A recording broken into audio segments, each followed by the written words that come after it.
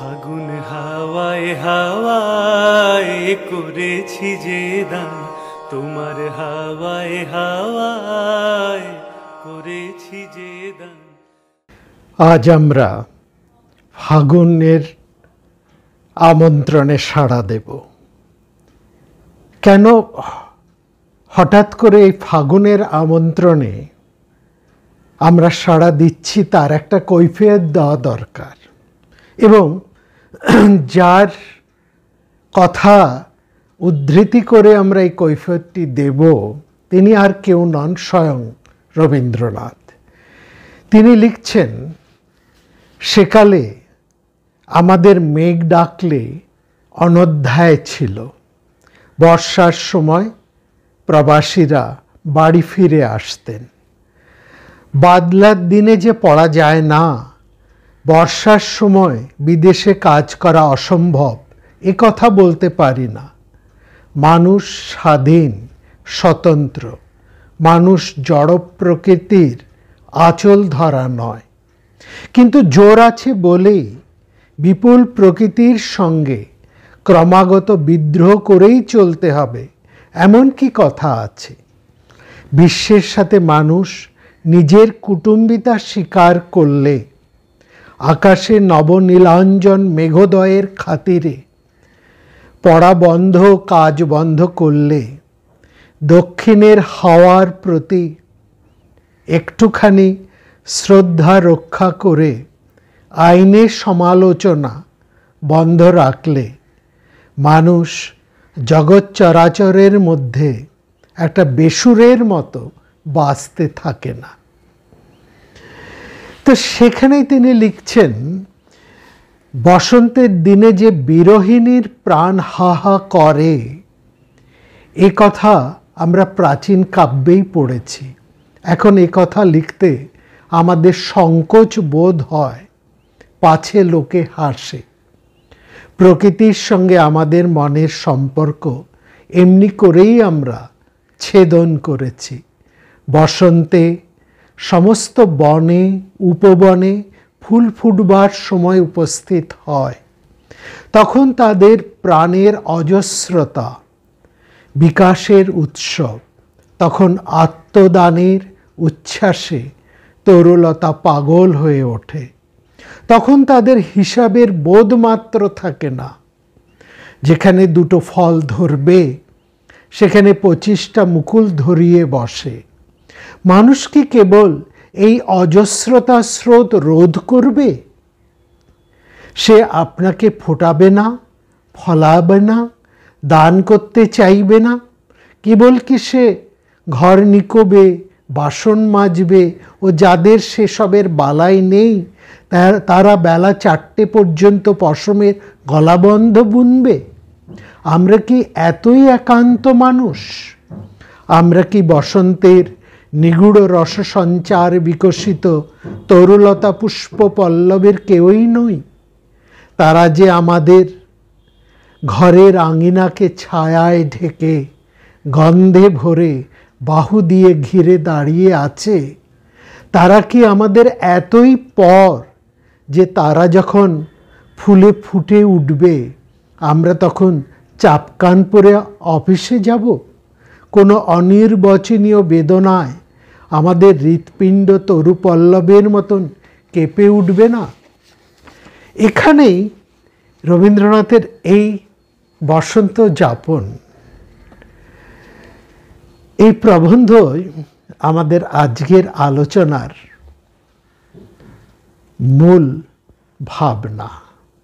আজকে ভারত কথা নয়, রামায়ণী ফল্গুধারা নয়, যোগ বাশিষ্ঠ কিংবা অন্য কোনো আলোচনা নয়।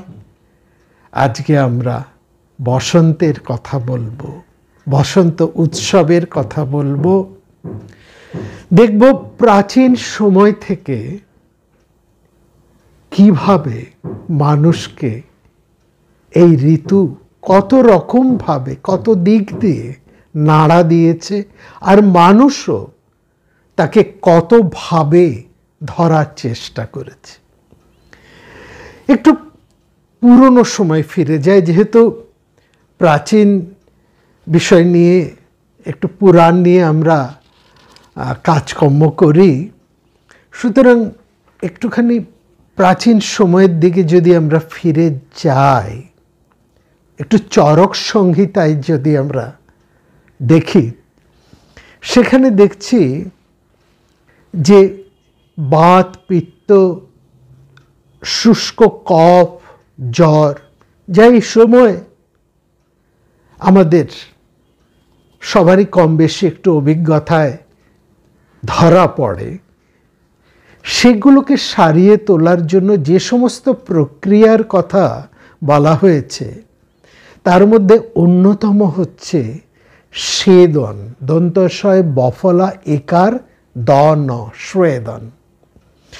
অর্থাৎ যদি আমরা চলিত কথায় বলি, তাহলে যাকে বলা হয় ঘাম দিয়ে, স্বেদ মানে ঘাম, ঘাম দিয়ে জ্বর ছাড়ানো। জ্বর তো কোনো অসুখ নয়, অসুখের লক্ষণ মাত্র, ওই লক্ষণগুলোকে দূর করা, ঘাম দিয়ে জ্বর ছাড়ানো। তো এই সে সময়ে, সে প্রাচীন সময়ে বৈদ্যেরা, চিকিৎসকেরা স্বেদ বা ঘাম সৃষ্টির জন্য নানা ধরনের উপায় তারা বের করতেন, এবং তারা বিশ্বাস করতেন ঘামের সঙ্গে সঙ্গে শরীর থেকে ক্ষতিকারক বা রোগ সৃষ্টিকারী যে সমস্ত উপাদানগুলো থাকে সেগুলোও বেরিয়ে যায়। এবং এই কাজটি অবশ্যই ফাল্গুনের পূর্ণিমাতেই করতে হবে। এটা সে সময়কার ডাক্তারি বা চিকিৎসা শাস্ত্রের একটা নিদান, অর্থাৎ এই ফাল্গুন পূর্ণিমাতেই করতে পারে। কারণ লক্ষ্য করুন, সময়টার দিকে যদি আপনারা একটু তাকান, শীতের শেষে এবং নতুন গরমের প্রারম্ভে সাধারণভাবে আমাদের এই জ্বর, জ্বালা, কফ, পিত্ত এই সময়ের একটা প্রাবল্য সৃষ্টি হয়, এবং যেটাকে আমরা বলি ওই যে সিজন চেঞ্জের জন্য আমরা যা ভুগে থাকি, সিজন চেঞ্জ। এবং চরক সংহিতা সেখানে বলছে যে এই একটা, তার নাম দিয়েছে হোলাক, হোলাক স্বেদ, হ্যাঁ, যাকে, এবং এই হোলক কথাটা আসলে হচ্ছে, হোলক কথাটা আপনারা যদি ওই শব্দটা পাবেন, হোলক কথাটা একটু যদি আপনারা উত্তর ভারতে যান, একটু যদি মধ্য ভারতে যান, সেখানে ওই হোলক কথাটার পাবেন। আরেকটা কথা পাবেন উপল। উপল মানে, উপল আর হোলক দুটো কথারই একই অর্থ। বাংলায় যাকে বলে ঘুটে, গোবর চাপটা যাকে শুকিয়ে ঘুটে তৈরি করা হয়। এবং সেখানে চরক সংহিতায় বলা হচ্ছে যে এই শুষ্ক গোময়কে, যেটাকে আমরা ঘুটে বলি, জড়ো করে আগুন জ্বালাতে হবে, আর সেই আগুন নিভে আসার, যখন নিবু নিবু হয়ে আসবে, সেই সময় সেই ধোঁয়ার ওপর একটা ওই খাটিয়ার মতন পেতে তার উপরে রোগীকে শুইয়ে দিতে হবে, এবং নিচে থাকবে নিভু নিভু সেই উপল, হোলক বা ঘুটের তাপ, এবং সেই তাপে ঘামের সঙ্গে রোগীর দেহ থেকে ক্ষতিকারক সমস্ত পদার্থ বেরিয়ে আসবে। হোলকা স্বেদ ইত্যেষ সুখ প্রক্তা মহের্ষিণা, সুদগ্ধায়ং বিধুমায়ং যথাপুমু উপকল্পয়েত হোলকা স্বেদ ইতেশ সুখ প্রক্তা মহর্ষিণা। এই যে ঘুটের বা হোলকের বা উপলের যে ব্যবহার, এইটা কেন আমরা নিয়ে এলাম, দেখবেন এইখান থেকেই, এই হোলক থেকেই এই বসন্তের একটা উৎসব আমাদের আপমর ভারতবর্ষ মানুষ কিন্তু মেতে চায়। নামটা কোথাও চেনা লাগছে, হোলক, হোলিকা, হোলি, হোলি উৎসব। রঙের উৎসব, বসন্তের উৎসব। দেখুন, এই যে হোলকের কথা না, এর ব্যবহার একেবারে যদি আমরা নারদ পুরাণে চলে আসি, সেখানে বলা হচ্ছে পূর্ণিমার, ফাল্গুনের পূর্ণিমা, ফাল্গুনী পূর্ণিমা তিথিতে হোলিকা পূজা অবশ্যই করতে হবে, এ কথা বলেছে। কেমন সেই পুজো? এবং সেখানে বলছে সমস্ত শুকনো কাঠ এবং ঘুঁটে জোগাড় করতে হবে। সঞ্চয়ং সর্ব কাষ্ঠানাং উপলানাং চ কারয়েত। এই উপল এর দুটো অর্থ, একটা হচ্ছে পাথর আর একটা হচ্ছে ঘুঁটে, শুষ্ক গোময় উপল। হ্যাঁ, এই উপলের এই ভাষাটা ঠিক বৈদিক ভাষাও নয়, সংস্কৃত ভাষাও নয়।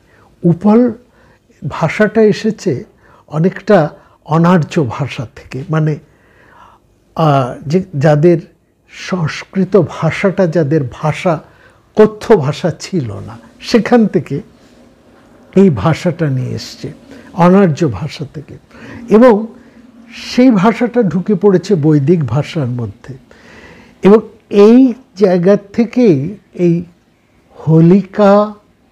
হোলি এবং হোলিকা দহন, যেটা পরবর্তী সময় এলো উৎসবের মধ্যে, অর্থাৎ শুকনো কাঠ স্তূপ থেকে আগুন লেগে যে বিপদের একটা সম্ভাবনা হতে পারে, এবং চতুর্দিকে যে আবর্জনা জমে, শুষ্ক পাতা গাছ থেকে যা ঝরে পড়েছে সারা শীতকাল ধরে, সেগুলোকে একত্রিত করে তাকে পুড়িয়ে দেওয়া।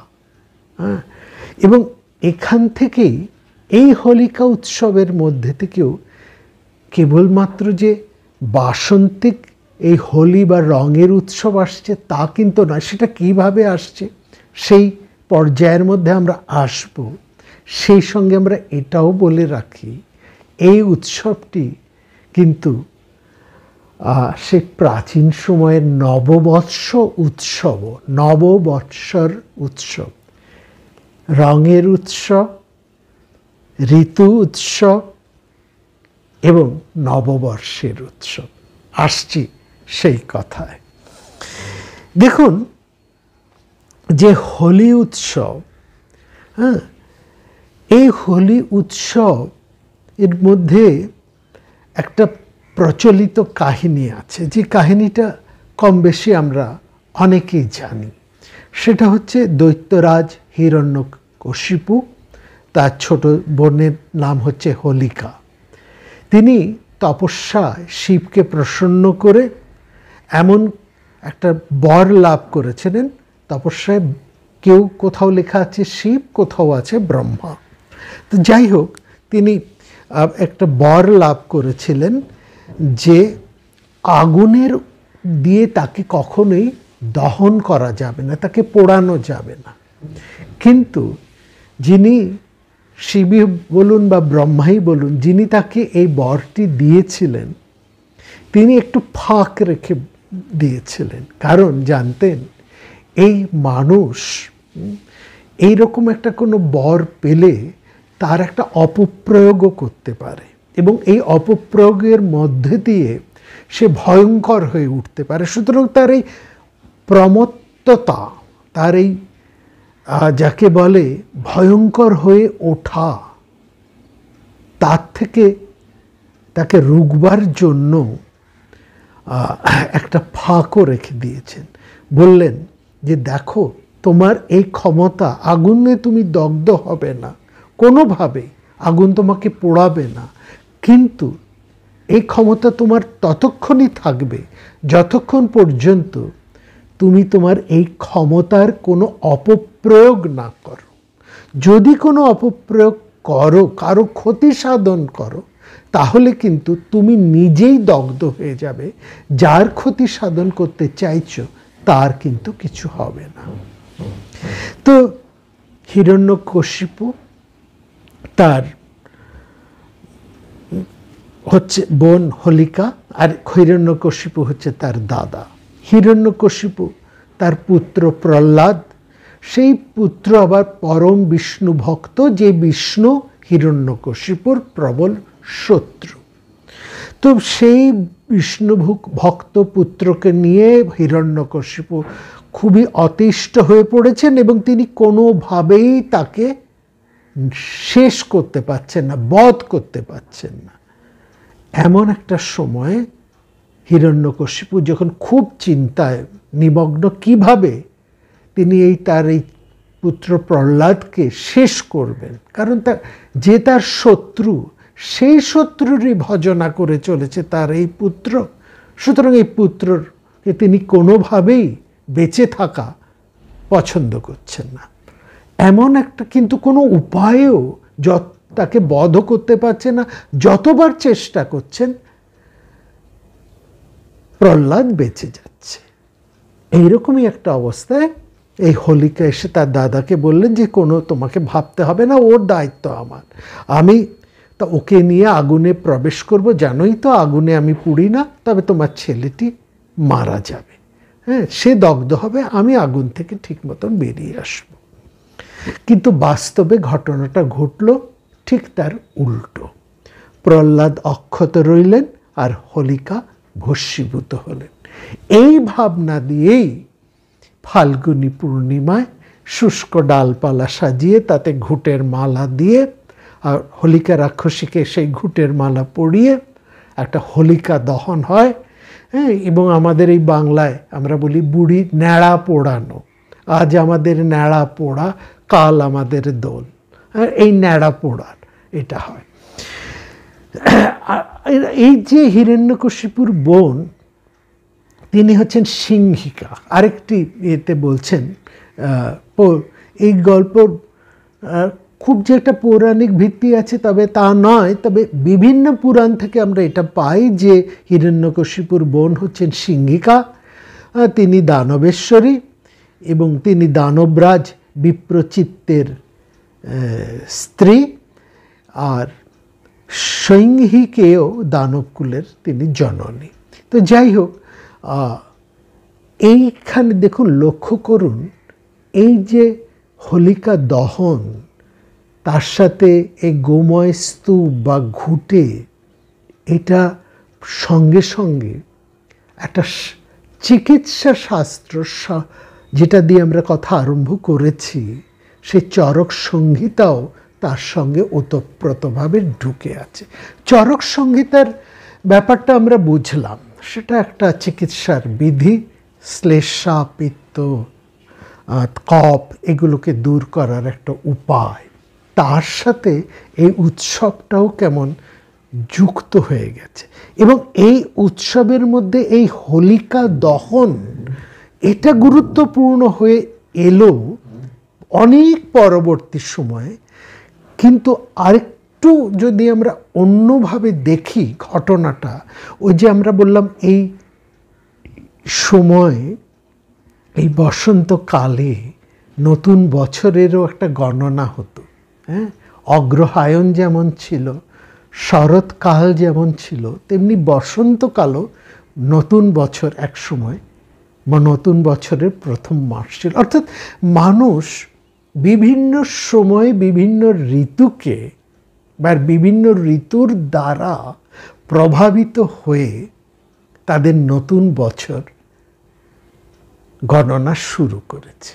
হ্যাঁ, এই সেখানে এই বসন্তের সময়, এবং এইখানেই এই যে বসন্ত উৎসব, এই বসন্ত উৎসবের ব্যাপারটাকে যদি আপনারা একটু ভালো করে লক্ষ্য করেন, তাহলে এই হোলিকা দহন বা এই যে শুকনো কাঠ, শুকনো পাতা, ঘুঁটে, এগুলো পোড়ানোর যে ব্যাপারটা, তার সঠিক ভাবনাটা বুঝতে পারবেন। এখান থেকে আসছে। এই যে দেখুন, নতুন বছর, হ্যাঁ, সেখানে আমরা দেখছি যে একটু আমরা যদি নারদ পুরাণের মধ্যে আসি। হ্যাঁ, নারদ পুরাণের মধ্যে আসি। সেখানে ফাল্গুনী পূর্ণিমার যে মাহাত্ম্য আছে সেটা খুব চমৎকার। সেখানে একটা খুব প্রাচীন কিন্তু অত্যন্ত যথার্থ একটা কাহিনী আছে। আমরা যথার্থ বলবো এই কারণে, এই কাহিনীটি পরবর্তী সময়ে নানাভাবে পল্লবিত হয়ে নানা উৎসবের মধ্যে এই কাহিনীর নির্যাসটুকু রয়েছে, যেটা আমরা একটু আগেই বলছিলাম। এই ফাল্গুনী পূর্ণিমার, নারদ পুরাণ বলছে এই ফাল্গুনী পূর্ণিমার মাহাত্ম্য দুটো দিকে আছে, দুটি কারণে। একটা হচ্ছে বর্ষবরণ, আর এই বর্ষবরণের মধ্যে দিয়ে সেদিন মদন শিবের তপস্যা ভঙ্গ করেছিলেন। দেখুন, এই দুটোকে যদি আমরা সঠিকভাবে ধরতে পারি, তাহলে এই দুটি কাহিনীর মূল তাৎপর্যকে যদি আমরা সঠিকভাবে ধরতে পারি, তাহলে এই বসন্ত উৎসব, ফাগুনের আমন্ত্রণ কিংবা মদন দহন ইত্যাদি যাবতীয় যা কিছু, সবটারই প্রকৃত তাৎপর্য সঠিকভাবে ধরা পড়ে। এখানে বলা হচ্ছে যে এই দিন, এই ফাল্গুনী পূর্ণিমার দিন, এই দিন পুরনো বছরের যত আবর্জনা সব কিছুকে ভস্মীভূত করে নবীন বর্ষ আরম্ভ হয়। এইটি ঠিক রবীন্দ্রনাথ যেন এই ভাবনাটাকেই আরো চমৎকার করে তুলে ধরেছেন তার বর্ষবরণের মধ্যে দিয়ে। এসো হে বৈশাখ, এসো এসো, তাপস নিঃশ্বাস বায়ে, মুমূর্ষেরে দাও উড়ায়ে, বৎসরেরও আবর্জনা দূর হয়ে যাক। এই সমগ্র বৎসরের আবর্জনা ভস্মীভূত করে নতুনের আরম্ভ। এইখানটাই দেখুন, লক্ষ্য করুন, নতুন বছর এই জায়গায়। এই নতুন বছর গ্রীষ্ম নয়, তখন আরম্ভ হতো এই বসন্ত পূর্ণিমা বা ফাল্গুন পূর্ণিমা তিথিতে। আর ফাল্গুন পূর্ণিমার এই তিথিটা অত্যন্ত গুরুত্বপূর্ণ। সেই প্রাচীন সময় এই দিনই শিবের তপস্যা ভঙ্গ করতে গিয়ে তার নয়ন বহ্নিতে ভস্মীভূত হয়েছিলেন কামদেব মদন। সংবৎসরস্য দোহয়ং কামদাহ মতান্তরে।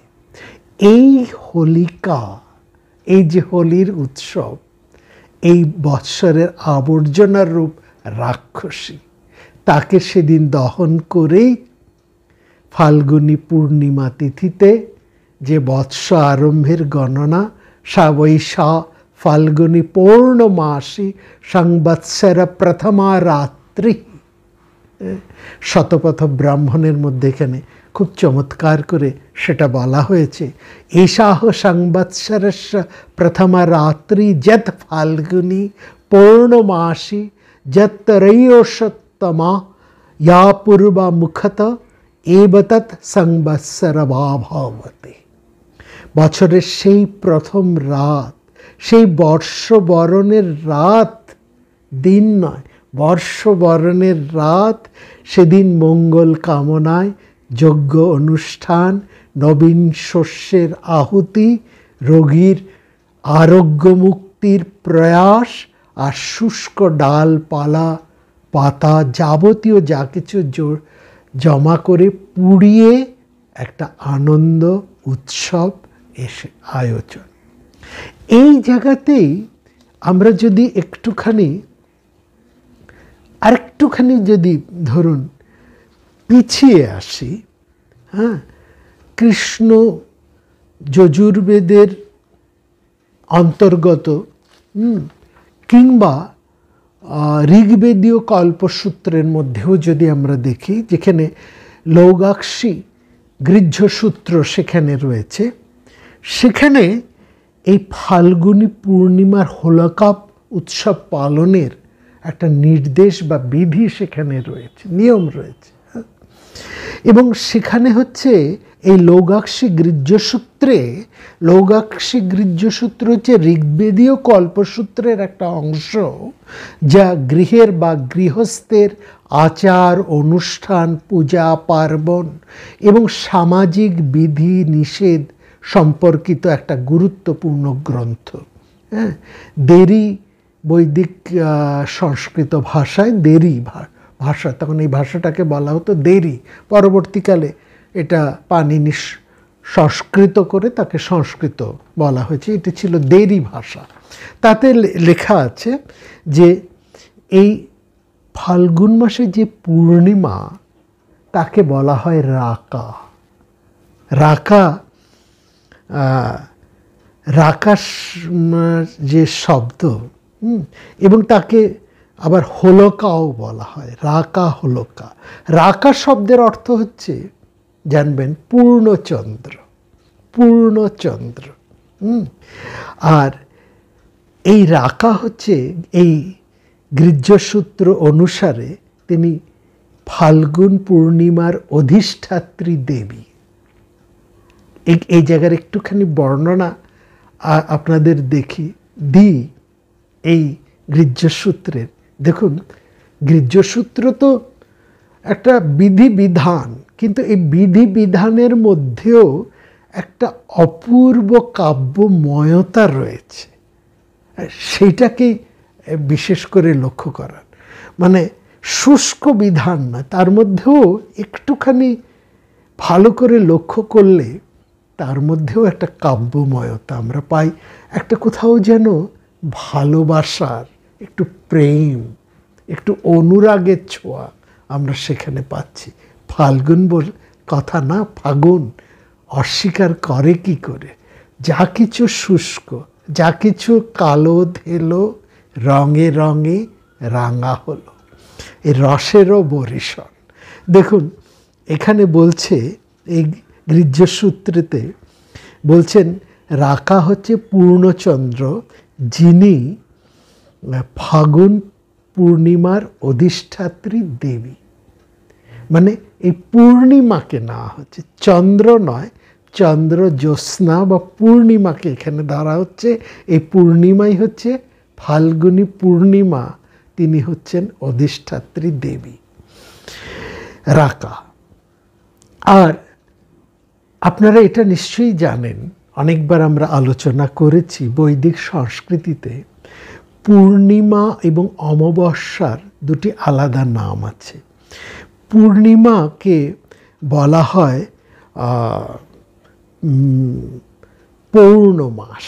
পূর্ণিমাকে বৈদিক ভাষায় বলা হয় পৌর্ণমাস, আর অমাবস্যাকে বলা হয় দর্শ। দর্শ শব্দ থেকে কিন্তু এই দর্শ, দৃষ্টি, দর্শন, এই শব্দগুলো এসছে, সব এক ধাতু নিষ্পন্ন। মানে এই অমাবস্যা এবং পূর্ণিমা তিথিতে যে যজ্ঞ সম্পাদন করা হতো, তার পারিভাষিক অর্থ হচ্ছে, পারিভাষিক নাম হচ্ছে, অর্থ নয়, পারিভাষিক নাম হচ্ছে দর্শ পৌর্ণমাস যজ্ঞ। দর্শ পৌর্ণমাস যজ্ঞ। দর্শ মানে অমাবস্যা, আর পৌর্ণমাস মানে পূর্ণিমা। এইটি মাত্র নয়, এই যজ্ঞর মূল ভাবনা হচ্ছে, এই যজ্ঞেতে যেন ওই দিন, ভারতীয় যে জ্যোতির্বিদ্যা, তারা বলছেন ওই দিন, যেদিন এই যজ্ঞটি আরম্ভ হতো, সম্পন্ন হতো, ওই দিন যেন চন্দ্র এবং সূর্য মুখোমুখি পরস্পরকে দর্শন করছেন। রাকাকে দর্শন করছেন অমাবস্যা। এই যে অমাবস্যা হচ্ছে অন্ধকার। দেখুন, বিধি বিধান যাই থাকুন তার ভাবটুকুকে দেখুন।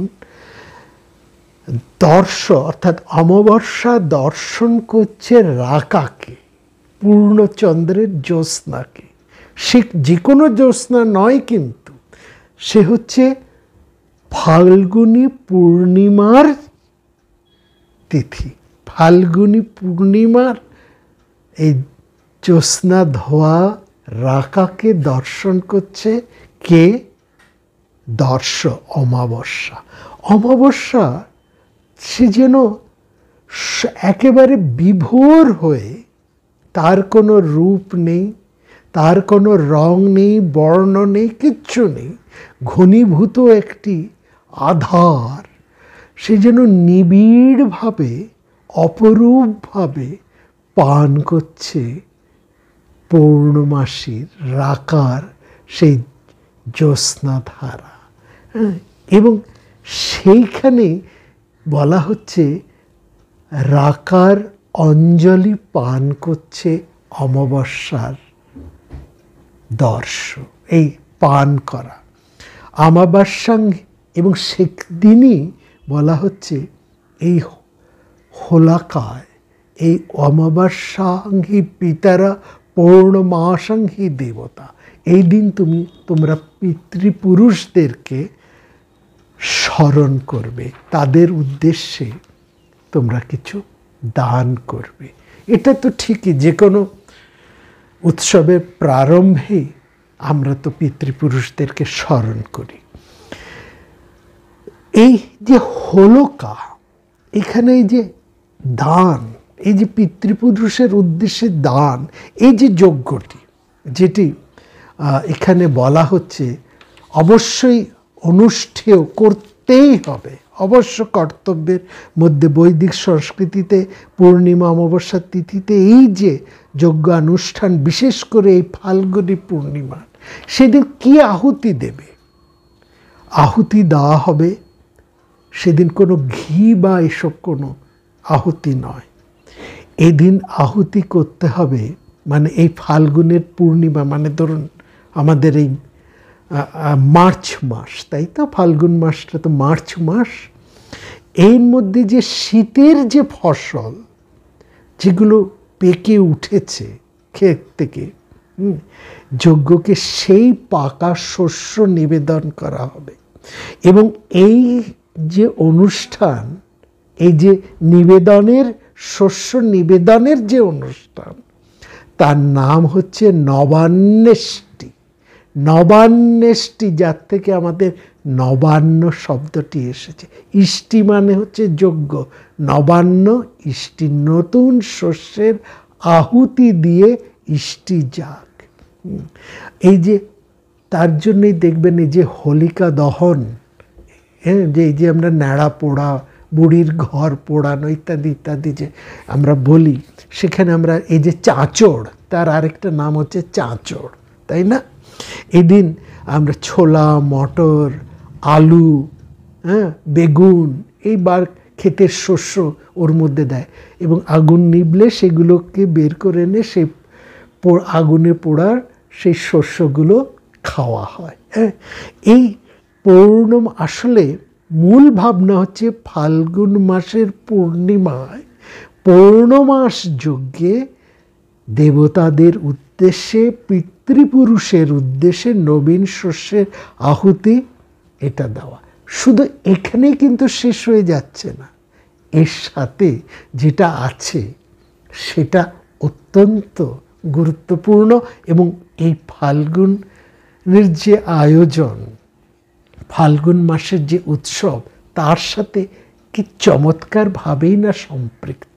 দেখুন, এই দিনই গৃহ্য সূত্রে বলা হচ্ছে কুমারী মেয়েরা, তারা প্রেমিকের, তাদের প্রাণপ্রিয়দের, প্রাণদ শব্দটি রয়েছে, অর্থাৎ এটা মানে তাদের মনোমত পুরুষের কামনা করবেন।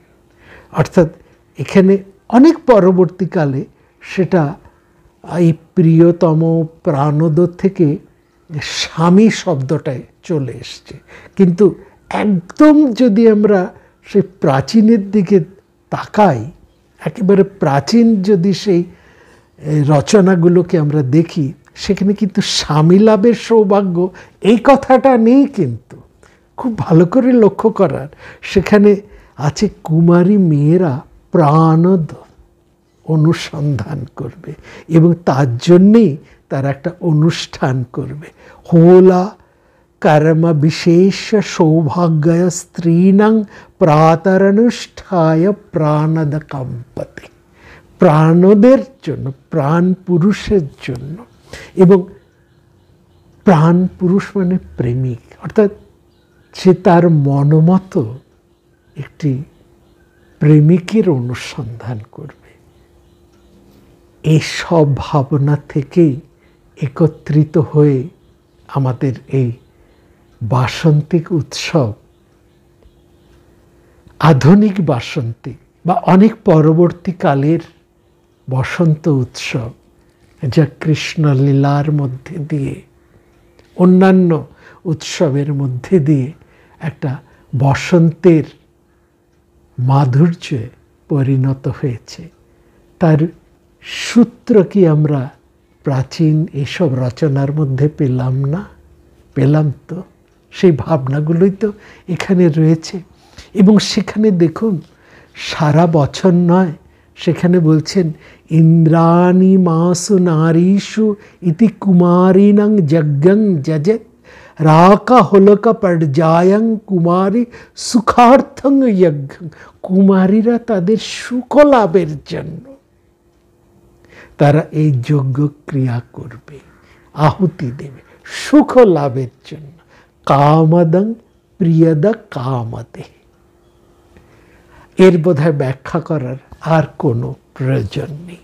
অর্থাৎ সারা বছর নয়, এই বসন্তের দক্ষিণা বাতাস গায়ে মেখে কুমারী মেয়েরা তারা তাদের প্রিয়তমের জন্য মনের মধ্যে বাঞ্ছিত প্রিয় মুখখানির যে আনাগোনা, তারকে পাবার যে একটা প্রচেষ্টা, এর মধ্যেই পূর্ণিমা তিথির অনুরাগের রং রঙিন হয়ে ওঠে। এখনো যদি আপনারা কাশ্মীরে যান, সেই যে কাশ্মীরি ব্রাহ্মণ যারা রয়েছেন না, তাদের এই যে হোলি উৎসব, তাদের হোলি উৎসব কিন্তু কুমারী মেয়েদেরই উৎসব। সেটা এই সার্বজনীন সবার উৎসব নয়, সেটা কেবলমাত্র কুমারী মেয়েদেরই উৎসব। তো এই সব কিছুর মধ্যে দিয়েই আমরা যে উৎসবটা পাই, সেটা রঙে রসে নানাভাবে বর্ণ বৈচিত্র্যের মধ্যে দিয়েই তো, সেই রূপ রসের মধ্যে দিয়েই তো আমরা পাই, তাই না? সেই জন্যই তো রবীন্দ্রনাথের কি চমৎকারভাবেই তো এই ভাবনার থেকে জারিত হয়েই তিনি বলছেন, তোমার অশোকে কিংসুকে অলক্ষ্য রং লাগলো আমার অকারণের সুখে, তোমার ঝাউয়ের দোলে মর্মরিয়াও ওঠে আমার দুঃখ রাতের গান, পূর্ণিমা সন্ধ্যায় তোমার রজনীগন্ধায় রূপসাগরের পারে পানে উদাসী মন্ধায়। তো এইখান থেকেই আমরা এই যে আধুনিক ফাগুন উৎসব, ফাল্গুনী উৎসব, সেটাকে নানাভাবে বর্ণবৈচিত্র্যের মধ্যে দিয়ে আমরা সেটাকে পাচ্ছি। এবং এটা একটা আদিবাসী উৎসবও বটে। আদিবাসী উৎসব এবং এটা অনার্য সভ্যতার মধ্যে উৎসব, সেটাকেই কিন্তু আর্যরা তারা এটাকে নিজেদের একটু অন্যরকম করে নিয়েছেন। এবং এটা একটা কৃষি উৎসবও বটে। এবং কৃষি উৎসবের কথা আমরা তো পাচ্ছি, কারণ ভিল জাতিদের মধ্যে যারা দেখুন সেই প্রাচীন সময়ে রাজস্থান, গুজরাট, ছত্তিশগড়, সাতপুরা পর্বত ছড়িয়ে ভারতবর্ষের বিভিন্ন স্থানে যারা ছড়িয়ে আছে, এই যে আদিম জনজাতি, যারা পশ্চিম ভারত থেকে মধ্য ভারত হয়ে দক্ষিণ ভারত, হ্যাঁ, উত্তর ভারত, সর্বত্র এবং কি পূর্ব ভারতেরও যাদের উপস্থিতি, তাদের এই উৎসবটাও কিন্তু এই ফাল্গুনী পূর্ণিমা উৎসব। খোন্দ, ওরাও, নাগা সব জনজাতিরই কিন্তু এটা একটা উৎসব, এবং সব উৎসবের মধ্যেই কিন্তু নাচ, গান, তারপরে আগুন জ্বালা, কৃষি ক্ষেত্রের মানে সেই শস্য, সব কৃষিক্ষেত্রের পুজো, সব কিছু রয়েছে। এবং সেই জায়গায় আমরা দেখছি যে ভিল সংস্কৃতির মধ্যে, যে প্রাচীন ভিল যে আদিবাসী সংস্কৃতি, তার মধ্যেও আমরা দেখছি যে এক ভিল রমণী, যিনি ফাল্গুনী পূর্ণিমায় চন্দ্রগ্রহণের সময় জন্মগ্রহণ করেন, গ্রহণের জন্ম বলে সমাজ তাকে অপয়া ভেবেছিল, এবং শেষ পর্যন্ত তাকে পরিত্যক্ত করা হয় এবং তাকে আগুনে পুড়িয়ে মারা হয়। এইটাও যেমন আছে, তেমনি একটা এই আদিবাসী সমাজে এই উৎসবগুলো, এই যে ফাল্গুন উৎসব হচ্ছে যৌবনের উৎসব, এবং সেই দিন তারা হোলি দেবীর যে পুজো করে, নতুন ফল মূল, নতুন শস্য, নারকেল, সিঁদুর, রাশি রাশি ফুল, এইসব তারা অর্পণ করে।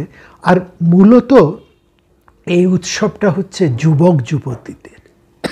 এই দিন তারা অবাধে মেলামেশা করে তাদের জীবন সঙ্গী তারা কিন্তু খুঁজে নেয়।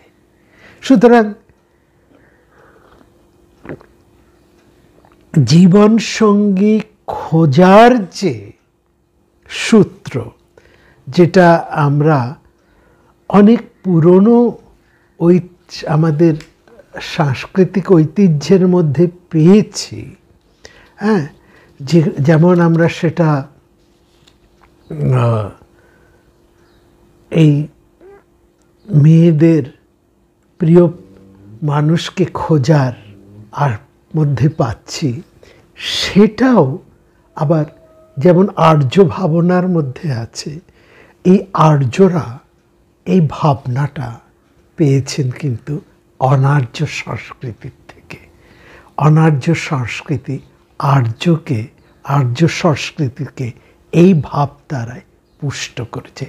অনার্যদের দ্বারাই পরিপুষ্ট হয়ে আর্যরা এই দিনটিকে, এই সময়টিকে তাদের সঙ্গী নির্বাচনের, বিশেষ করে কুমারী মেয়েরা তাদের প্রিয় পুরুষ, প্রিয়জনকে খুঁজে নেবার একটা উৎসব, একটা যজ্ঞ, একটা অর্থাৎ পরস্পরের সংস্কৃতির একটা আদান প্রদান সেখানে ঘটে গেছে। এটা আমরা খুব পরিষ্কার করে বুঝতে পারছি।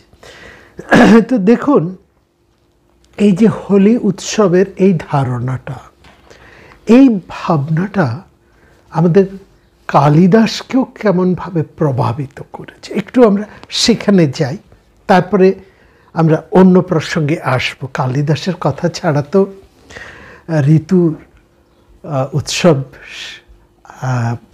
সম্পূর্ণ হয় না। যেমন রবীন্দ্রনাথকে বাদ দিয়ে আমরা ঋতু পূজার বা এই ফাগুনের উৎসবের কথা শেষ করতে পারি না। কালিদাস তার ঋতু সংহারের মধ্যে খুব চমৎকার করে এই ভাবনাটাকে কেমন তুলে ধরেছে দেখুন।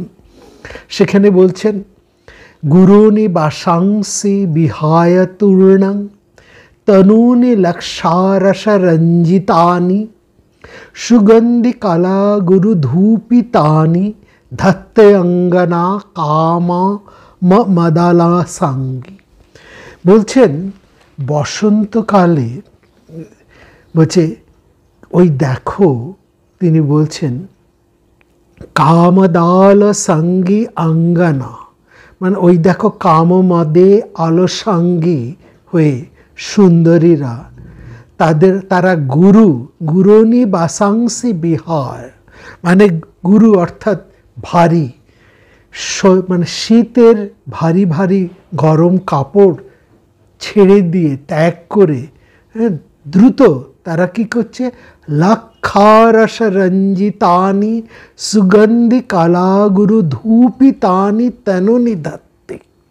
বলছে তারা তাড়াতাড়ি লাক্ষারস রঞ্জিত সুগন্ধময় কাল অগুর ধূপ বাসিত সূক্ষ্ম বস্ত্র পরিধান করে তারা সব কেমন বাইরে বেরিয়ে এসেছে। অর্থাৎ শীতের সেই জড়তা যা সমস্ত প্রকৃতি এবং মানব সমাজকে সবাইকে আচ্ছন্ন করে রেখেছিল, সেই শৈত্য মুক্ত হয়ে ফাগুনের নতুন প্রভাবে সমস্ত সুন্দরীরা লাক্ষারস রঞ্জিত সুগন্ধময় অগুর রঞ্জিত ধূপবাসিত সূক্ষ্ম বস্ত্র পরিধান করে একে একে তারা বেরিয়ে এসেছে। এবং সেখানে বলছেন আদীপ্ত বহ্নি সদস্মে তরুরা বুধৈতে সর্বত্র কিংশুক বনৈ কুসুম বনম্রৈ সদ্য বসন্ত সময়ে হি সময়োচিতেয়ং রক্তাংশুক নব বধূরিব ভাতি ভূমি।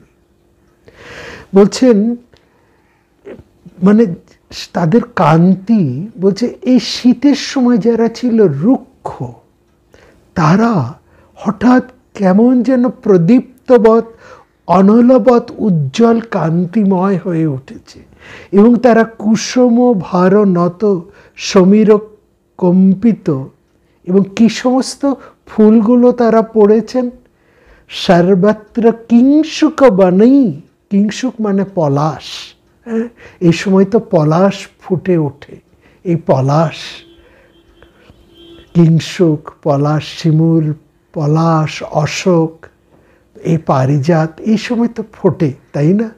এসে বলছেন সর্বত্র কিংশুক বনৈ কুসুম বনব্রৈ সদ্য বসন্ত সমহি সময়াচিতংস রক্তাংশুকা নব বধূরিব ভাতি ভূমি।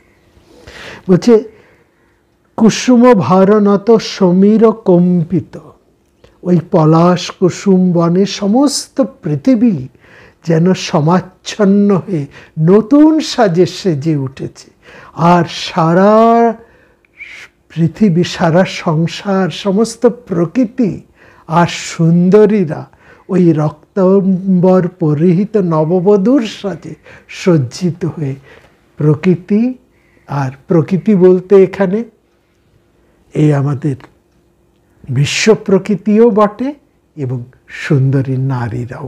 বলছে যে নারীরা শীতে কেমন যেন রুক্ষ হয়েছিল, তারাই হঠাৎ বসন্ত সমাগমে, ফাগুনের হাওয়ায়, ফাগুন ছোঁয়ায় তারাই কি সুন্দর সুন্দরী হয়ে উঠেছে, প্রদীপ্তবৎ অনলবৎ উজ্জ্বল কান্তি। আর তারাই সমস্ত প্রকৃতি কুসুম বনে রক্ত কিংশুকে সুসজ্জিত হয়ে উঠেছে, সমস্ত নারীরাও রক্তাম্বর পরিধান করে সবাই যেন নববধূর মতন বিরাজিত হচ্ছেন, সুন্দর সেজে উঠেছেন। এবং কালিদাস সবশেষে বলছেন, এই আলোচনা তো মনে হচ্ছে পুরোটাই শোনাই আপনাদের, কিন্তু সেটা তো সম্ভব নয়। আমি একেবারে কালিদাস তার শেষে এসে বলছেন, বসন্ত বন্দনার শেষে বলছেন, ঈশু ভীর সুতীক্ষ্ম মানসং মানিনানং তুদতি কুসুম মাস মন্মথাদে জনায় আম্রি মঞ্জুল মঞ্জরি বরসরা সৎকিংশুক যদ্ধুনর্যা যশালিকুলং কলঙ্ক রহিত ছত্র সিতাংশু সিতম। বলছেন কিংশুক কুসুম যার অপরাজেয় ধনু, বসন্তের বর্ণনা দিচ্ছে, বসন্ত রাজের বর্ণনা দিচ্ছেন, যেন এটা মদনেরও বর্ণনা। সেই বসন্তের পুষ্পধনুর বর্ণনা দিচ্ছে। সৎ কিংশুক জধন্মু, কিংশুক কুসুম যার অপরাজেয় ধনু। হ্যাঁ, এবং ভ্রমর পংক্তি মানে ভ্রমরেরা যেমন গুঞ্জন করতে করতে তারা যেমন উড়ে উড়ে বেড়াচ্ছে, তার আচ্ছেদ্য ধনুর গুণ, মানে এই ভ্রমররা যেমন সেই কিংশুক সমস্ত প্রস্ফুটিত ফুলের দিকে ভ্রমর কুল যেমন দুরন্ত বেগে ধেয়ে আসে। হ্যাঁ, অলিকুলং যস্য জিয়া, এই ভ্রমর কুল হচ্ছে যার আচ্ছেদ্য ধনুর গুণ। অকলঙ্ক শীতাংশু যার শ্বেতচ্ছত্র, এবং মলয় সমীরণ যার মাতঙ্গ সদৃশ্য। মালয়ানিল যস্য মতেভ্য পরভৃত যদন্দীন, কোকিলকুল যার বন্দনাকারী স্তুতি পাঠক। পরভৃতা যদবন্দিনা, পরভৃতা মানে কোকিল, কোকিলরা যার বন্দনা করে চলেছে। যদবন্দিনা, পরভৃতা যদবন্দিনা। শুধু কি তাই, আম্রি মঞ্জুল মঞ্জরি বনস্বর, মনগ্র আম্র মঞ্জরি যার শ্রেষ্ঠ স্বর। স আয়ং লোকজিৎ বসন্তান্বিত বিতনু বভদ্রং বিতরিত ঋতু। সেই সর্বলোক বিজেতা রাজাধিরাজ অনঙ্গদেব মানে মদন, বসন্তাভরণে সুসন্নদ্ধ হয়ে সুসজ্জিত হয়ে তোমাদের মঙ্গল বিধান করুক। তো এই বসন্ত বর্ণনাই তো আমরা রবীন্দ্রনাথের সমস্ত লেখার মধ্যে দিয়ে কি অপূর্বভাবে পাই। রঙে রঙে রঙিল আকাশ, গানে গানে নিখিল উদাস, যেন চল চঞ্চল নবপল্লব দল, মর্মরে মোর মনে মনে। হেরো হেরো অবনীর রঙ্গ, হেরো হেরো অবনীর রঙ্গ, গগনের করে তপভঙ্গ। এই অবনী মানে এই পৃথিবী, এই ধরণী তার যেন এমন সেজে উঠেছে, সে যেন গগন, যে গগন যেন তপমগ্ন, তার তপভগ্ন করছে। এই তপভগ্ন যেন সেই বসন্তের পুষ্পধনু, যা মদন শিবের প্রতি, সেই পুষ্পধনু যা শিবের প্রতি নিক্ষেপ করে শিবের তপস্যা ভঙ্গ করেছিলেন।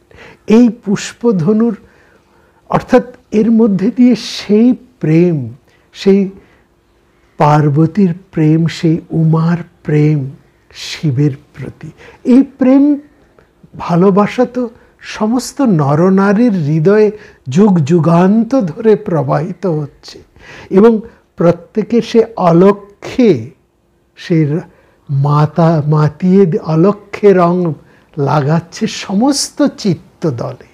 এমন কোন শুষ্ক প্রাণ আছে, এমন কোন নিষ্করুণ আছে, এমন কোন নিরস মানুষ আছেন যে এই সময় যার হৃদয়ে এতটুকু দোলা লাগলো না, দোলা লাগে না, দোলা লাগিল লাগিল লাগিল রে।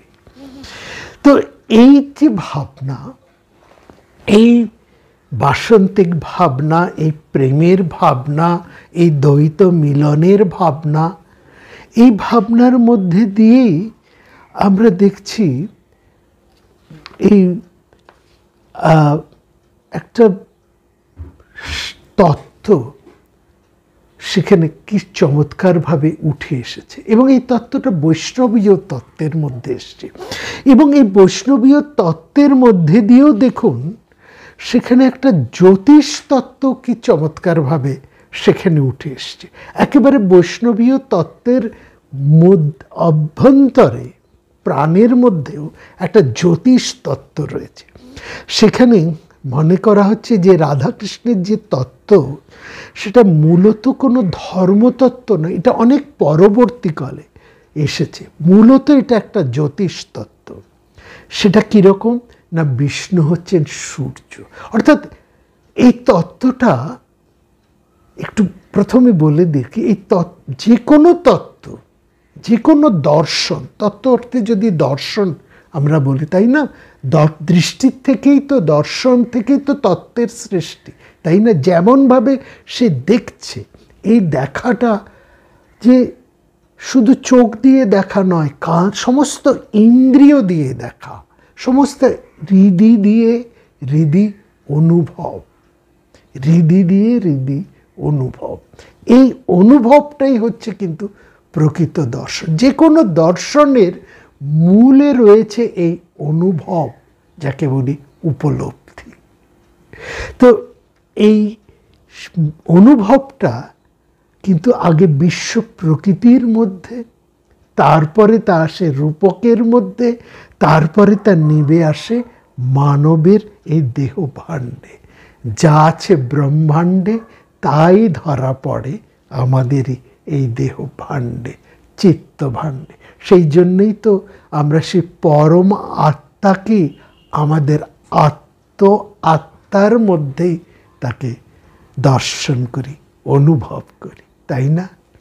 তো সেখানে দেখুন এই জ্যোতিষ তত্ত্বটা কি বলছে। এই জ্যোতিষ তত্ত্ব থেকেই পরবর্তীকালে বৈষ্ণবীয় তত্ত্ব, সেই ভাবনাটা প্রতিষ্ঠিত হয়েছে। সেটা কেমন, বিষ্ণু হচ্ছেন সূর্য, বেদে সূর্যকে বলা হচ্ছে বিষ্ণু। এই সূর্যরও বিষ্ণুই হচ্ছে প্রভাত, মধ্যাহ্ন এবং সন্ধ্যা, এই ত্রিপাদে তিনি পরিভ্রমণ করছেন। এখান থেকেই ত্রিপাদ, বামন অবতার এবং স্বর্গ, মর্ত, পাতাল, এই ত্রিলোকে তার 3 পাদক্ষেপের কল্পনা। কৃষ্ণ এই বিষ্ণুর অবতার, অর্থাৎ সূর্যের রশ্মি স্থানীয় বা প্রতিবিম্ব। সেখানে বলা হচ্ছে যে এইখান থেকেই রাধা নামের সৃষ্টি, এই জায়গার থেকে। আসলে এই যে ব্রজের যাবতীয় যা কিছু, ভাগবতের যা কিছু ধারণা, সবটাই কিন্তু সূর্যের প্রতিবিম্ব এবং এই তারা দলকে নিয়ে। কৃষ্ণের রাসলীলার একটা জ্যোতির্বিজ্ঞানের মত সেখানে রয়েছে। রাধা এই শব্দটা বা এই নাম, এটা পুরনো, অনেক পুরনো, এবং বিশাখা নক্ষত্রের নামান্তরই হচ্ছে রাধা। কৃষ্ণ যজুর্বেদে বিশাখা, অনুরাধা, এইরকম নক্ষত্রের নামগুলো আমরা পাই। রাধার পর অনুরাধা, রাধা তারপর অনুরাধা, তার মানে বিশাখার নাম হচ্ছে রাধা, বিশাখা অনুরাধা, তার মানে বিশাখাই হচ্ছে রাধা, তারপরে অনুরাধা। বেদে খুব পরিষ্কারভাবে, অথর্ববেদের মধ্যে আমরা পাচ্ছি রাধো বিশাখে, রাধো বিশাখে, এই শব্দটা একদম পরিষ্কার করে পাচ্ছি। এবং বিশাখা নাম হবার এটাই হচ্ছে কারণ, এই শারদ বিষুব হতে বছর 2 শাখায় ভাগ হয়। এর প্রথম নক্ষত্রের নাম হচ্ছে রাধা। রাধা শব্দের অর্থ হচ্ছে সিদ্ধি। এই নাম কেন হয়েছিল সেটা বলা যায় না। অনেক নক্ষত্র নামের সার্থকতা কোথায় সেটাও আমরা ঠিক সঠিক করে বলতে পারি না। পরবর্তী সময়ে রাধা আর বিশাখা একাকার হয়ে গেছে। কার্তিকী পূর্ণিমায় সূর্য বিশাখায় দিকে এবং বিশাখায় থাকে। রাধার সাথে সূর্যের মিলন হয়, কিন্তু সেটা অদৃশ্য। একসময় তারা ও সূর্য দৃষ্টিগোচর হতে পারে না। প্রাচীনরা মনে করতেন কৃষ্ণের রশ্মিতেই তারার তারাত্ম, মানে সূর্যের রশ্মিতে তারার তারাত্ম, চন্দ্রের চন্দ্রিকা। গো শব্দের অর্থ হচ্ছে রশ্মি, গোপ শব্দের অর্থ হচ্ছে কৃষ্ণ, আর গোপী এই শব্দের অর্থ হচ্ছে তারা বা স্টার। এবং সেখানে বৃষভানু হচ্ছে বৃষ রাশিস্থ ভানু, মানে রশ্মি। বৃষ ভানুস্থ, বৃষ রাশিস্থে যখন সূর্য হয় সেটা হচ্ছে বৃষভানু। কার্তিকা বৃষ রাশিতে অবস্থিত। রাধার জননীর নাম দেখুন, লক্ষ্য করুন, কীর্তিকা। পদ্ম পুরাণে তার নামটা হচ্ছে কীর্তিদা। কীর্তিদা আর কীর্তিকা এক শব্দ। রাধার স্বামীর নাম হচ্ছে আয়ন, পরে আয়ন ঘোষ, আয়ন, হ্যাঁ, আয়ন, আয়নে ভব আয়না। আয়নে মানে উত্তরায়ণ দিনে জন্মহেতু তার নাম হচ্ছে আয়ন। উত্তরায়ণ তখন নপুংসক, এইভাবে বিচার করে বলা হচ্ছে যে রাধাকৃষ্ণের এই যে মিলনের ব্যাপারটা, সখীদের সাথে যে, রাধার সখীদের সাথে যে মিলন, সেখানে আমরা পাচ্ছি বিশাখা হচ্ছে প্রধান সখী, তারপরে অনুরাধা বা ললিতা, জ্যেষ্ঠা, চিত্রা, ভদ্রা, এই যে সমস্ত নাম পাচ্ছি, এরা সমস্তই হচ্ছে কিন্তু পরবর্তী সময়ে এই তারাদের থেকেই আমরা ভাগবতে পাচ্ছি বসুদেব পত্নী রোহিণী, বলদেব পত্নী রেবতী, কৃষ্ণ ভগিনী চিত্রা, সুভদ্রা। হ্যাঁ, এই মানে সমস্ত জায়গার সাথে একটা জ্যোতিষ তত্ত্বের সেখানে মিল।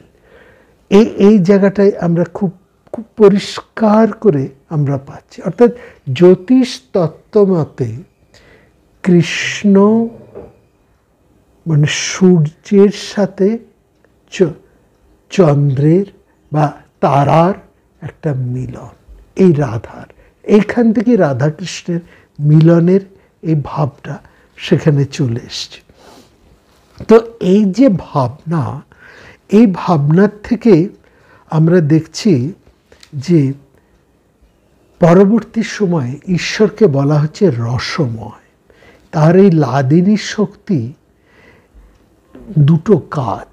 একটা কাজ হচ্ছে ভগবানকে আহ্লাদিত করা, আর অন্য কাজ হচ্ছে অন্যকেও আহ্লাদিত করা, ভক্তকেও আহ্লাদিত করা। তাহলে লাদিনী শক্তির জীবকোটি এবং ভগবত কোটি, দুই কোটির মধ্যেই প্রবেশ করছে এবং দুজনকেই আহ্লাদিত করছে। তাহলে ভক্তের যে আহ্লাদ, এই আহ্লাদ বা এই যে প্রেম, নিত্য প্রেম, এই নিত্য প্রেমের উৎসই হচ্ছেন রাধা। এবং সেই জন্যেই ভগবান শ্রীকৃষ্ণের ভেতরে, হৃদয়ের মধ্যে এই প্রেমস রসস্বরূপিণী লাদিনী শক্তি রাধার নিবাস। এই জন্যে রাধা হচ্ছে প্রেম কল্পলতা। এই আনন্দ চিন্ময় রস প্রবাহিত হয়ে সেই তাকে আনন্দময় করছে। এবং এই আনন্দময়তাকে পরিস্ফুট করার জন্যই সেখানে কিন্তু এই কৃষ্ণের এবং রাধার একটা মিলন, বা তাদের মধ্যে একটা আমাদের এই যে রাসলীলা, তাদের মধ্যে ফাগুন লীলা, এই সমস্ত কিছুই তার সাথে একত্রিত হয়ে একটা এক হয়ে গেছে। এবং সেখানে একটা খুব চমৎকারভাবে বৈষ্ণব ভাগবতীর মধ্যে একটা আমরা দেখতে পাই, দুটি রসের দুটো ধারা দেখি। মানে পুরুষ প্রকৃতি এবং পুরুষ এবং প্রকৃতি, অর্থাৎ কৃষ্ণ এবং রাধাকে নিয়ে রস এবং রতি, এই দুটি ভাবনার একটা অপূর্ব সেখানে আখ্যান আমরা পাচ্ছি। রস শব্দের তাৎপর্য হচ্ছে আস্বাদক রস, রসস্বরূপ, আর রতি হচ্ছে রসের বিষয়। মানে এখানে কৃষ্ণ রাধাকে কাম এবং মদনকেও মদনও বলা হয়েছে, তাই না? কৃষ্ণের আরেক নামও তো মদন ও মোহন। তাহলে প্রেম স্বরূপ যিনি প্রেমের আশকে নিজের দিকে আকর্ষণ করছেন, তিনি হচ্ছেন কৃষ্ণ। তিনি নিজের দিকে আকর্ষণ করছেন তার প্রেমের শক্তিতে। সেই জন্য এই প্রেম সাধনার যে নায়ক, তিনি হচ্ছেন রসস্বরূপ বা কামস্বরূপ, আর নায়িকা হচ্ছেন সেই রতি বা রাধা। সেজন্য খুব চমৎকার করে চণ্ডীদাসের একটি গানে আমরা পাচ্ছি, প্রেম সরোবরে দুইটি ধারা, আস্বাদন করে রসিক যারা, দুই ধারা যখন একত্রে থাকে তখন রসিক যুগল দেখে। তাহলে এই যে ভাবনা, এই ভাবনা বা এই রসের আধার, এটা শুধু যে বিশ্ব প্রকৃতির মধ্যে এই অনুপমভাবে যা ছড়িয়ে আছে, রূপে রসে গন্ধে বর্ণে প্রকৃতি যখন সেজে ওঠে, সেটা মানুষের মনের মধ্যেও, মানুষের হৃদয়ের মধ্যেও তার একটা গভীর প্রভাব সৃষ্টি করে। আর এই প্রভাবান্বিত হয়ে, মানে এই প্রভাবে মাতোয়ারা হয়ে মানুষও তখন কিন্তু বিভিন্নভাবে বিভিন্ন রূপে রসে নিজেকে সাজিয়ে তোলে, সেই অলক্ত চূর্ণে, অলক্ত চন্দনে, রঙে রসে, নানান ভাবনার মধ্যে দিয়ে। সুতরাং এই জায়গার মধ্যে দিয়ে দেখুন, এই যে রঙের ভাবনার কথা আমরা পেলাম, যে রাধাকৃষ্ণের প্রেমময়তার ভাবনা আমরা পেলাম, বসন্তের যে উৎসবের ভাবনা আমরা পেলাম, এবং সেখান থেকে যদি আমাদের এই বাংলায় আসি, সেখানে এই হোলিটা পরিবর্তিত হয়ে যাচ্ছে দোল বা দোলনে। সেখানে হোলি শব্দটা এতটা গুরুত্বপূর্ণ নয়, তা বাংলার একটা নিজস্ব বৈশিষ্ট্য তো আছে। এই বৈশিষ্ট্যটা হচ্ছে দোল বা দোল যাত্রা। এটা বিষ্ণু পূজারই একটা অঙ্গ, বৈষ্ণব সাধনার বা বৈষ্ণবীয় একটা প্রভাবও আমরা সেটাকে বলতে পারি।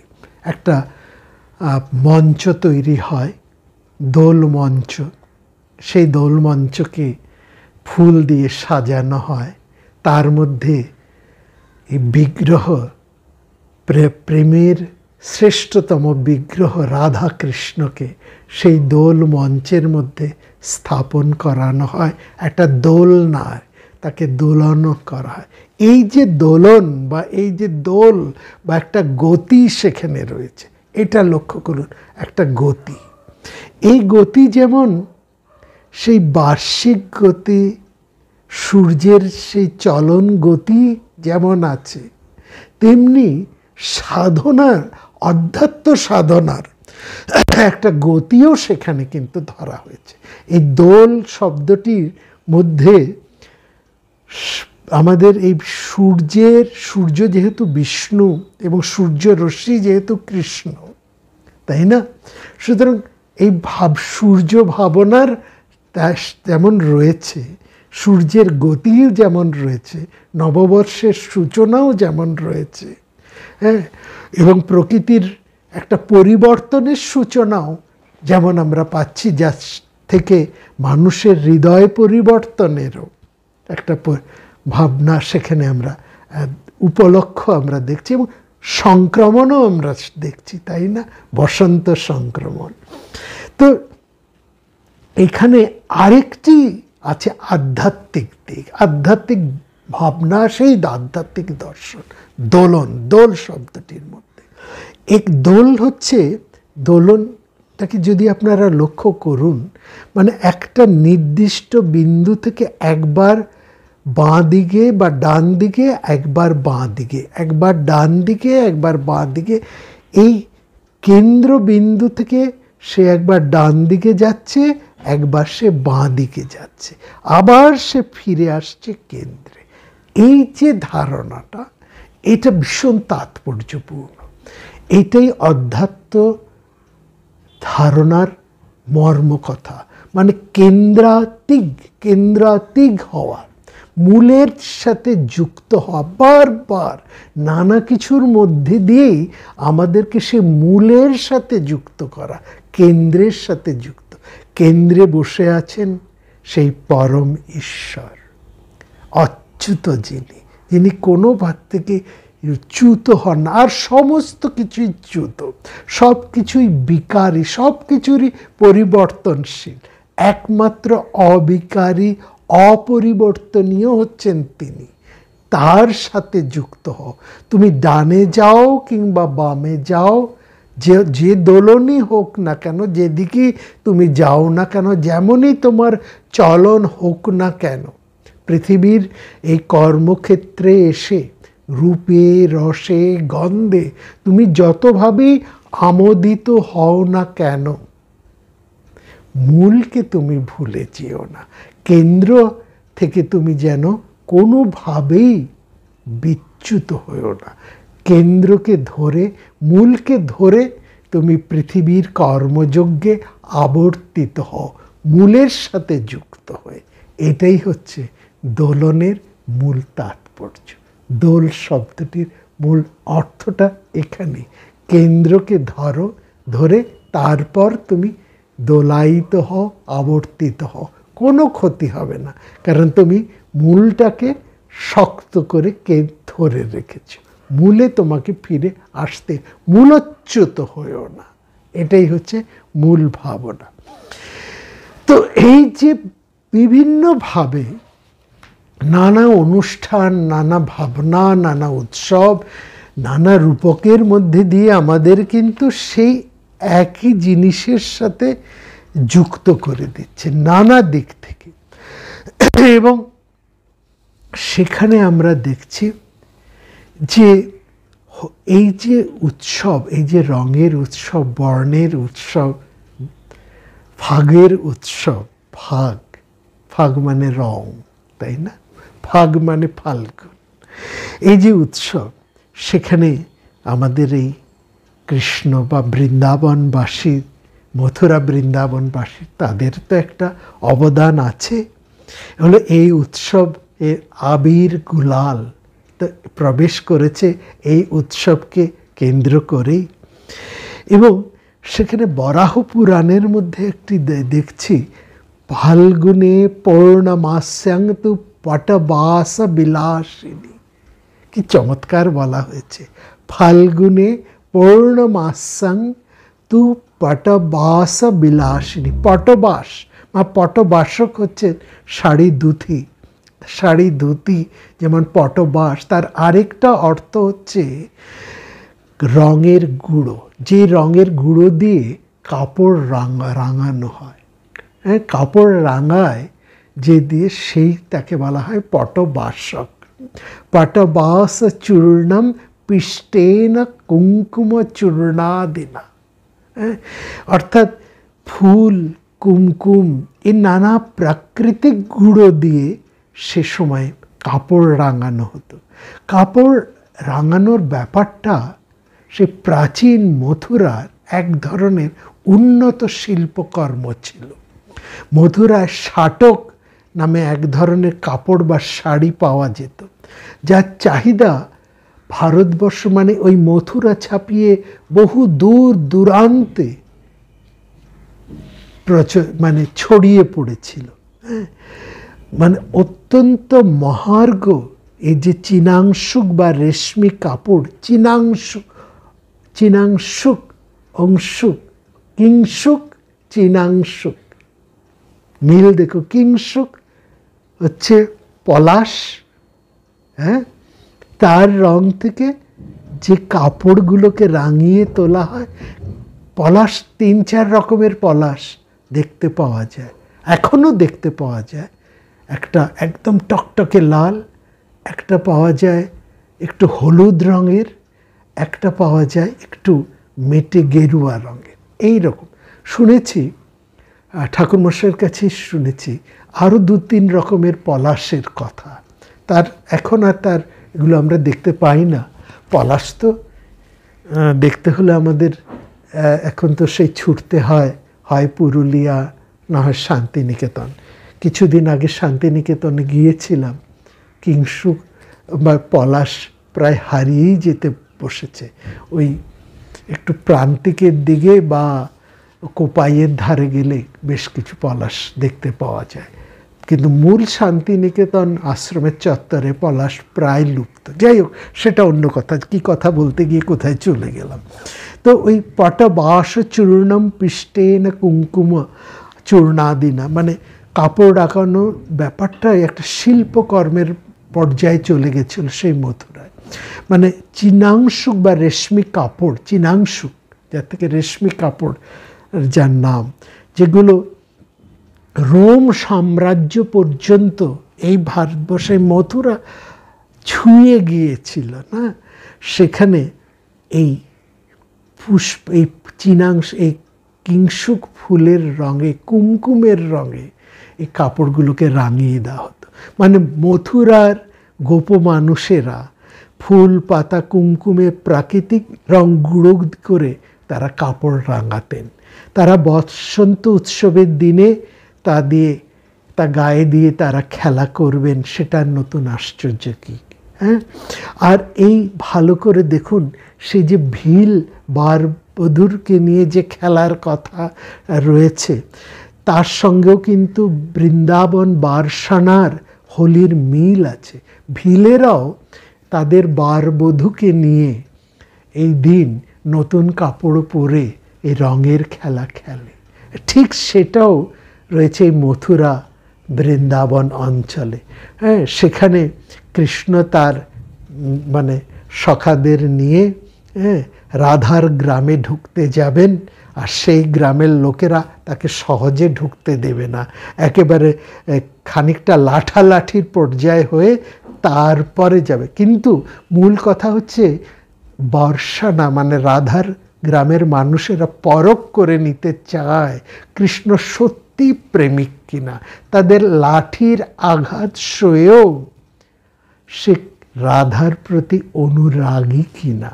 হ্যাঁ, মানে বৃষভানু কিশোরীর কাছে সমস্ত আঘাত সহ্য করেও তিনি শেষ পর্যন্ত পৌঁছচ্ছেন কিনা, এইভাবেই পালন করা হয় বর্ষানার লাঠমার হোলি। একটু ভেবে দেখুন তো, আজও প্রেমিক বা প্রেমিকেরা শত রক্তচক্ষু, শত বাধা অতিক্রম করে তবেই না প্রিয় মিলনে মুহূর্তে গিয়ে পৌঁছন। আর এই বাধাগুলো যদি না থাকে, যেমন আমরা বলি উপল স্রোত না থাকলে কি নদীর ধারা এত বেগবান হতে পারে? নদীর ধারা যেখানে উপল, মানে এখানে পাথর, উপল শব্দ এখানে পাথর, উপলের বাধা পেলেই তো নদী খরতর আরও প্রচণ্ড বেগে বয়ে যায়। কিন্তু যেখানে দেখবেন এই উপল বাধা নেই, এই স্থির ভূমিতে, সেখানে কিন্তু নদী বড় শান্ত। কিন্তু নদীর উৎসের দিকে যান, পাহাড় থেকে ঝর্ণা ধারা বেয়ে নদী যখন পাথরের মধ্যে দিয়ে পাগলের মতন ছুটে ছুটে আসছে, পাথরের মধ্যে মাথা খুঁড়তে খুঁড়তে, বাধা পেতে পেতে, তখন তার ভয়ঙ্কর গতি, তার স্রোত, তার শব্দ, তার ছন্দ, তার মাধুর্য, সেটাই তো এই প্রেমের মূল ভাবনা, তাই নয় কি? এমন করেই তো বাধার মধ্যে দিয়েই তো একটি প্রেমিক হৃদয় আরেকটি প্রেমিক হৃদয়ের মূল স্বাদটি আস্বাদ করতে পারে। তাহলে এই যে রাধা কৃষ্ণের ভাবনার এই যে বিরাট মানুষটি অনেক বেশি জড়িয়ে রয়েছে আমাদের সাথে, আমাদের সমস্ত সংস্কৃতির সঙ্গে, আমাদের সমস্ত ভাবনার সাথে, রঙে রঙে রাঙা হয়ে, একেবারে প্রেম মিলনের মাধুর্য হয়ে। হ্যাঁ, সেখানে তো সত্যিকারের সেই ভালোবাসার রূপটাকেই আমরা খুঁজে পাই। শুরু করেছিলাম রবীন্দ্রনাথকে দিয়ে, শেষ করি তাকে দিয়েই। সোনায় রাঙায় মাখামাখি, রঙের বাঁধন কে দেয় রাখি, পথিক রবির স্বপন ঘিরে। পেরোয় যখন তিমির নদী, তখন সে রং মিলায় যদি, প্রভাতে পায় আবার ফিরে। অস্ত উদয় রথে রথে, যাওয়া আসার পথে পথে, দেয় সে আপন আলো ঢালি। পায় সে ফিরে মেঘের কোণে, পায় ফাগুনের পারুল বনে, প্রতিদানের রঙের ডালি। সত্যি তো, প্রতিদিন প্রতিক্ষণ হারিয়ে তাকে নতুন নতুন করে পাই। ভালো থাকুন, ফাগুন রঙে রঙিন হয়ে উঠুন।